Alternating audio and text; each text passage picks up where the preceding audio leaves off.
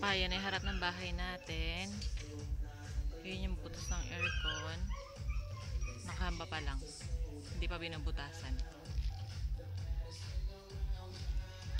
Teka, pasok tayo para maintindihan mo ang bahay.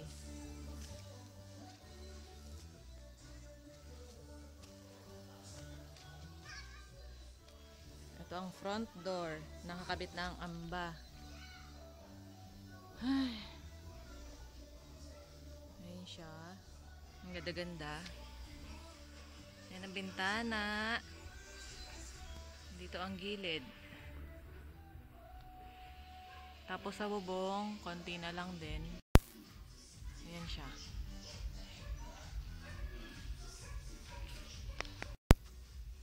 Ito, pagpasok mo, ayan ang bintana. Ay. Ayan ang bintana. Ito ang sala.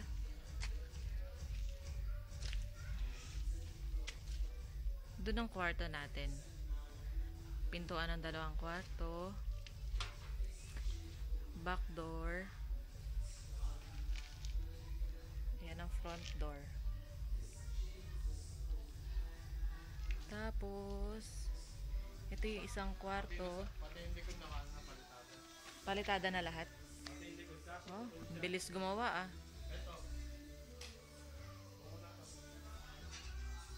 Ayan ang isang kwarto. Dito na lang ilalagay yung isang pintuan na pinagawa natin. Kasi hindi pwedeng ilagay sa master bedroom. Tapos ito ang kusina. Ayan, yung pintuan na yan, tatakpan yan. Tapos maglalagay ng exhaust fan. Butas na maliit. Oo. Diyan yung lababo.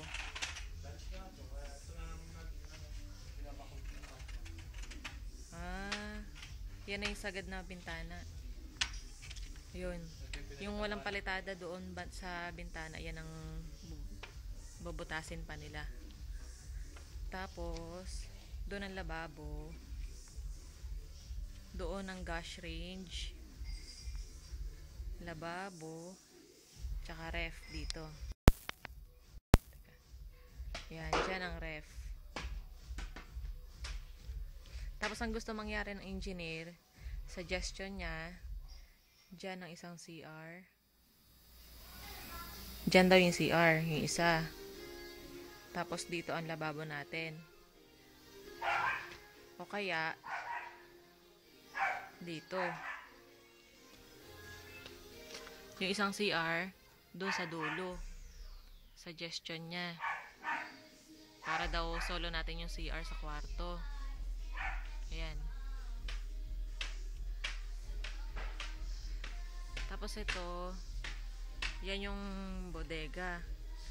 Tapos ito bukas, titibagin nila. Babayaran daw natin yung magtitibag. Hindi na natin babayaran yung mali nila na mga materyales. Ayan. Kaya, ang kwarto ng mga bata ang malalaki. Ayan. Mula dyan.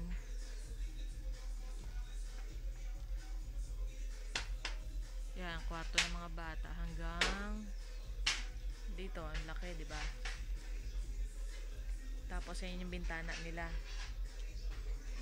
Tapos, ang gusto mangyari ng engineer, yung bintana, iuusog dito. Yan, dito, banda dito. Lalapadan, yung bintana. Tapos, dadagdagan dito para dyan ang CR. Yan. Dito raw yung CR. Kung gusto raw natin. Bali, sasarahan lang naman to. Yan, sasaraduhan yan. Maliit lang siguro yung magiging gastos natin. Ito ang labas natin sa likod. Ayan, malaki pa siya. Yan ang likod natin. Tapos ayun yung pinto.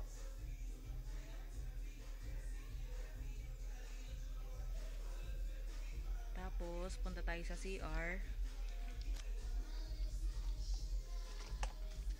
Ayan kusina. Yan ang